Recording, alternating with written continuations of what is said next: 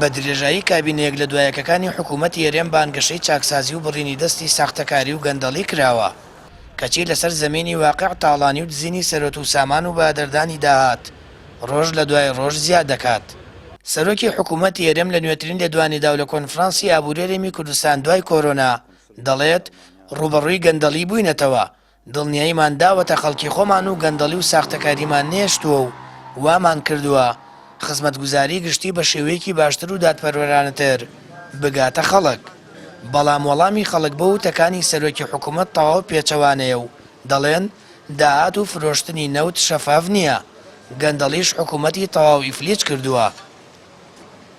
ئەوەی کە سەرۆکی حکوومەت باسی کردووە لەو کۆڕبەندەیە کە گوایە باسی ئەوەی کردووە کە گەندەڵینمان نەهێشتووە ئەوانە ئەوە لە واقعە ئێمە هیچ شتێکی وا نابینین کەەوە کرابێت و حکوومەت ئەنجامی دابێت، بەڵکو زیاتر بارگرانی خستۆتە سەر خەڵک لە بە زیادکردنی باج و زەریبە و ئەو شتانەی ترکەوە هەمووی کە لەم کاتی بێمەعاشیە خەڵک پێویستی بەپارێ ئەو ئەڕوات زیاتر یعنی بارگرانی خات سەر خەڵک و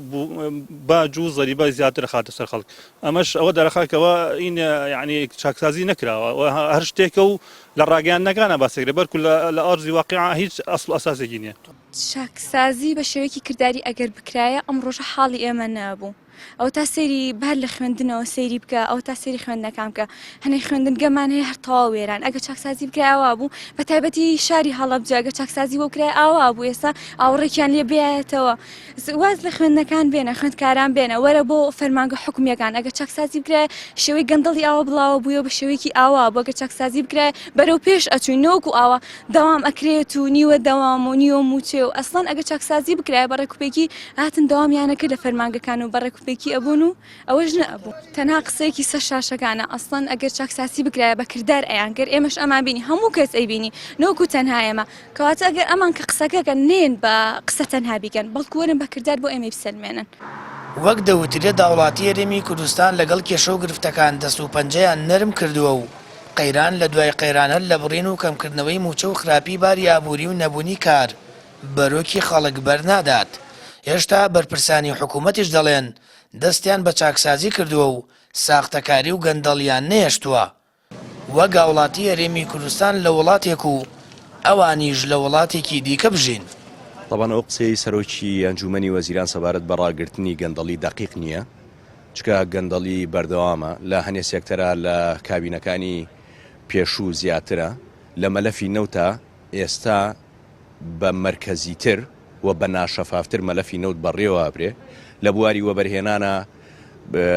مەسەلەی گەندەڵی ڕەنگە تا ڕادێک ڕاگیرابێ بەڵام ئێستاش لە زۆر بواری وەبەرهێنانە پرسی گەندەڵی بەردەوامە لە بواری زەویوزارە داگیرکاری زەویزار و دەستدرێژی بۆ سەر مڵک و ماڵی دەوڵەت بەردەوامە و گەندەڵی تعریفەیەکی دیاریکراوی نییە بۆ نمونە گەندەڵی سیاسیە گەندەڵی کارگێڕیە گەندەڵی ئیداری هەیە لە زۆر بواری ترا هەیە نەخێر تاوەکو ئێستا نەیانتوانیوە کۆنتترۆلی بکەن بە تەواوەتی نەیانتوانیوە تەنانەت تا ئاستێک ڕێژەکەیمان پێ بدەن. ئەو قسەی سەرۆکی حکوومەتی هەرێمی کوردستان دەقیق نییە وەکوتم لە هەنێ وارازیایی کردووە. خەڵکی هەرێمی کوردستان ئەو ڕاستیە دەزانن گەندەڵی و دەست بە سەراگرتنی سامانی خەڵک بنەبڕ نەکراوە بەڵکو ڕۆژانە و بە ئاشکرا دەبینرێت و زیادیش دەکات. ئەوەشی سەرۆکی حکوومەت و بەرپرسانی دیکە دەیڵێن بە بۆچوونی هاوڵاتیان